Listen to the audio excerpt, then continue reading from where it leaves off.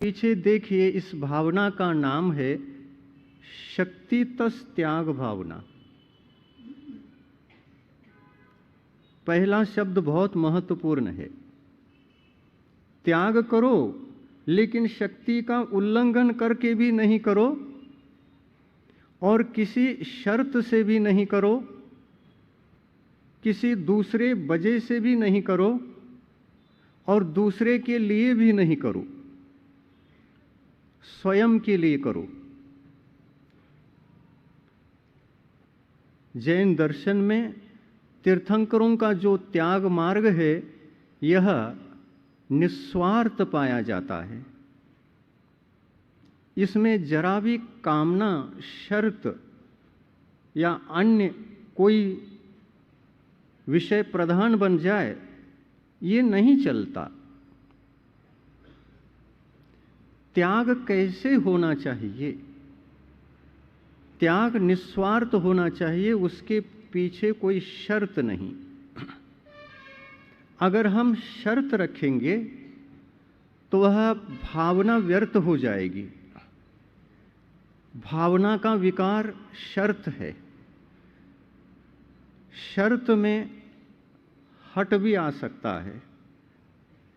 हमने ये शर्त रखा था और ऐसा होना चाहिए था, ऐसा क्यों नहीं हुआ? इस प्रकार से शर्त के पश्चात हट भी पैदा हो सकता है, और हट पैदा हो जाए तो विशुद्धि ठहरेगी नहीं, विशुद्धि समाप्त हो जाएगी। इसी विशुद्धि की रक्षा के लिए जैन मार्ग में अभ्यंतर आत्म आध्यात्मिक साधना के पथ में इन सभी को पथ्य कहा है। पथ्य का पालन करो, ऐसा डॉक्टर कहते हैं।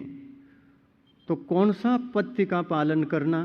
तीर्थंकर प्रकृति का बंद करना चाहते हैं और शक्ति तस त्याग के माध्यम से आप प्रकृति का बंद करने की तैयारी कर रहे हैं, तो उस क्षेत्र में पथ्य भी आवश्यक है।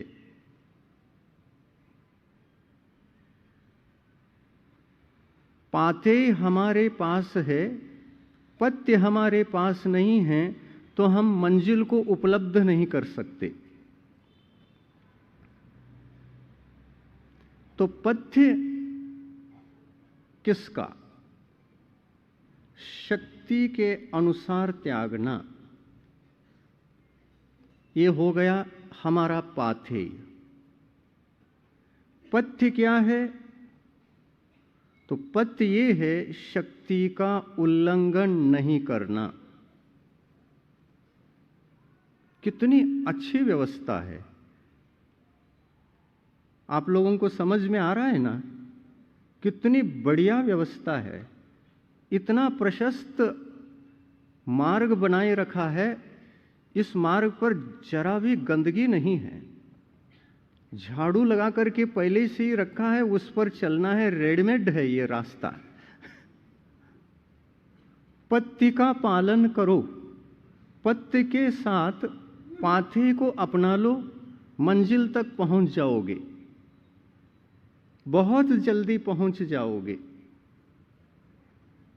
और पथ्य, पहला पथ्य ये है कि त्याग तो करो, लेकिन अविवेक पूर्ण नहीं।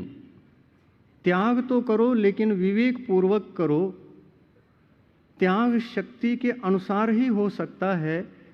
शक्ति का उल्लंघन करेंगे तो विशुद्धि में कमी आ सकती है। इसलिए शक्ति का उल्लंघन नहीं करना ये पथ्य है,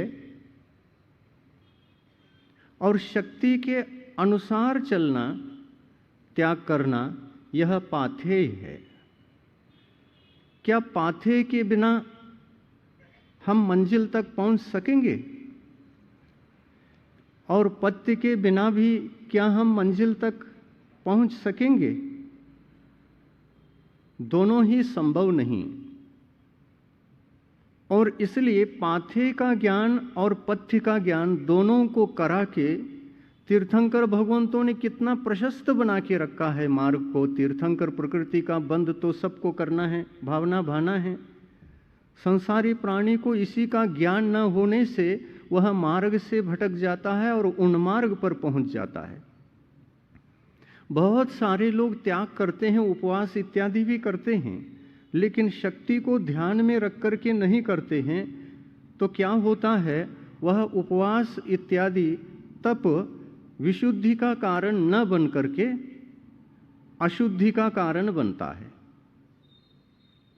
उपवास करे, 1 करे, 2 करे, 3 करे, 10 करे, लेकिन शक्ति को पहले नापे कि हमारे पास कितने उपवास की शक्ति है और कितने उपवास की शक्ति नहीं है। क्या ऐसा सोचना त्याग से पहले और तप को ग्रहण करने से पहले सोचना आवश्यक नहीं है? बहुत आवश्यक है। और इस आवश्यक बात को ध्यान में न रखते हुए हमको तो केवल करने से मतलब है, क्योंकि फलाने ने 10 किया है तो हम भी 1 ज़्यादा करेंगे लेकिन कम नहीं करेंगे। तो ये क्या हो गया? कंपटीशन हो गया और वहाँ शक्ति को देखा नहीं गया। और इस प्रकार शक्ति को न देखते हुए दूसरे के वजह से, ये तो दूसरे के वजह से ही हो रहा है, दूसरे के वजह से उपवास धारण करते जा रहे हैं, कष्ट हो रहा है, लेकिन इनकी मंजिल ही अलग है, इनके पास पाते ही नहीं है। न पत्य है न पाते ही है, दोनों ही नहीं हैं। उनको तो केवल उन्होंने 10 किया है इसलिए हमको 11 करना है। और 11 क्यों करना है? उसके पीछे और भी लक्ष्य है। दूसरा तो ये लक्ष्य है कि उन्होंने 10 किया है इसलिए हमको 11 करना है। और 11 करेंगे तो पहले स्वागत आदर सत्कार हमारा होगा, पश्चात उनका होगा। देखो ये क्या हो गया? ख्याति के लिए अंतरंग में ख्याति, लाभ, पूजा आदि विद्यमान है, तो वहां पर देखिए पाथेय नष्ट हो जाएगा।